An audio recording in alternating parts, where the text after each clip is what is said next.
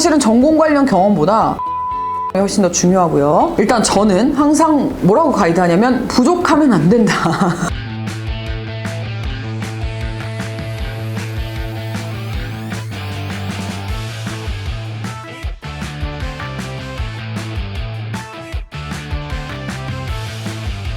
안녕하세요. 오늘도 여러분이 궁금해하실 만한 질문 가지고 왔습니다. 이력서와 자기소개서 작성 시 특히 전공 관련 경험이 부족할 경우 자신을 어떻게 어필할 수 있을까요? 라는 질문을 주셨네요. 일단 여기서 우리가 여러 가지를 나눠서 생각해 볼 필요가 있는데 전공 관련 경험이 입사에 필요한가를 먼저 생각해 볼 필요가 있습니다. 사실은 전공 관련 경험보다 직무 관련 경험이 훨씬 더 중요하고요. 그래서 내가 전공과 상관없는 직무를 하게 되더라도 내가 졸업한 이후 혹은 졸업할 시점쯤부터 쌓아온 이력들이 내가 지원하고자 하는 부서의 업무와의 일관성이 있으면 전혀 문제가 되지 않기 때문에 전 직무 관점에서 경험을 쌓으라고 항상 말씀을 드리고 있고요. 여기서 만약에 이력서와 자기소개서 작성 시에 전공 관련 경험이 아니라 직무 관련 경험이 부족하면 어떻게 해야 되냐라는 질문을 주신 거라면 또 생각을 해봐야 되겠죠. 일단 저는 항상 뭐라고 가이드하냐면 부족하면 안 된다라고 말씀을 드려요. 그래서 지금부터라도 채워라. 부족한 상태에서 여러분이 어필을 어떻게든 끌어내서 지원을 하는 것보다 지금부터 만들어서라도 지원을 하는 게 훨씬 더 효과적이고 효율적이기 때문에 제가 이렇게 말씀을 드려요. 내가 지금 빨리 지원을 해서 입사를 하는 게 시간을 아끼는 거라고 생각하시잖아요. 근데 전혀 아닌 게 똑같은 6개월이 있다고 쳤을 때 예를 들어서 이 친구를 지금부터 지원을 시켜서 입사까지 한 3, 4개월이 걸리는 것과 3, 4개월 동안 이력을 디벨롭을 해서 그때 지원을 시키는 거랑 갈 수 있는 회사나 직급이나 연봉이나 연차의 차이가 엄청나게 많이 납니다. 연차에도 차이가 난다고요? 네, 실제로 연차에도 차이가 나요. 연차가 그 전에 있는 경우 이걸 다 인정받을지 일부만 인정받을지에 대한 부분에 있어서 차이가 실제로 납니다.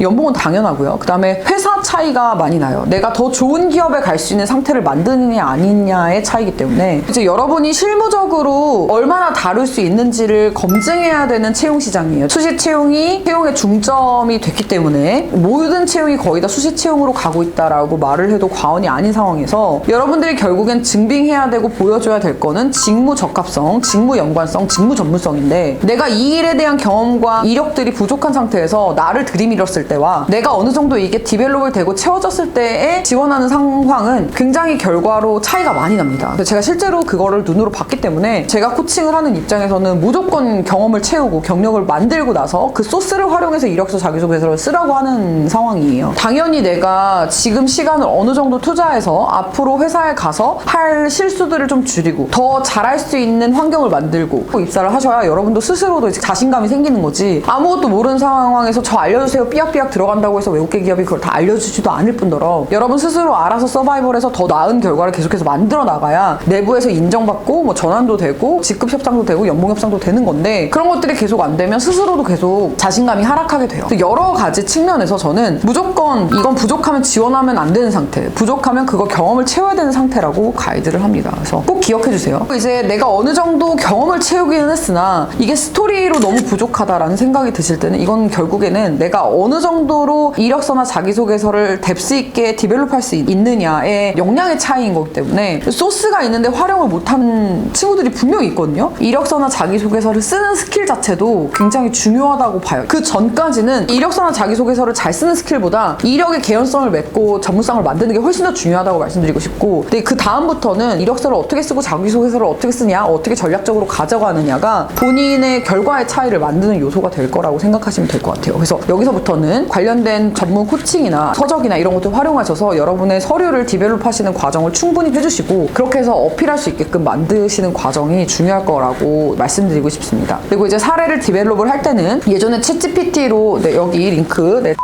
챗GPT로 자기소개서 쓰는 방법에서 말씀드렸던 것처럼 방식이 있어요. 내 이력을 사례로 어필하는 방식이 있어요. 이건 글로벌리 정해진 방식이 있거든요. 그래서 그거를 따라서 내가 내 스스로를 지금 어필을 하고 있고 잘 하고 있는지를 검토하시고 점검하시고 챗GPT를 활용하는 것까진 좋은데 그냥 돌리시면 누가 봐도 티나요. 엊그저께 채용박람회 마무리 지으면서 같이 컨설턴트 분들하고 식사했는데 영문 전문으로 컨설팅 하시는 분도 딱 읽어보면 챗GPT가 자기가 썼는지 사람이 썼는지 다 알겠다라고 말씀하실 정도니까 제가 봐도 알겠고 인사 담당자가 봐도 알겠으면 이제 이건 누구나 봐도 알 수 있는 부분이기 때문에 여러분이 막무가내로 돌려서 그냥 내야지라는 생각보다는 심혈을 기울여서 좀 작업을 해주시면 나은 결과를 만들 수 있지 않을까라는 생각을 해봅니다. 오늘 제가 준비한 영상 여기까지고요. 여러분들 열심히 준비하셔서 좋은 결과 있기를 간절히 바라봅니다. 좋아요, 구독 많이 눌러주시고 질문 남겨주시면 답변 가지고 올 테니까요. 다음 영상도 많이 기대해주세요. 안녕!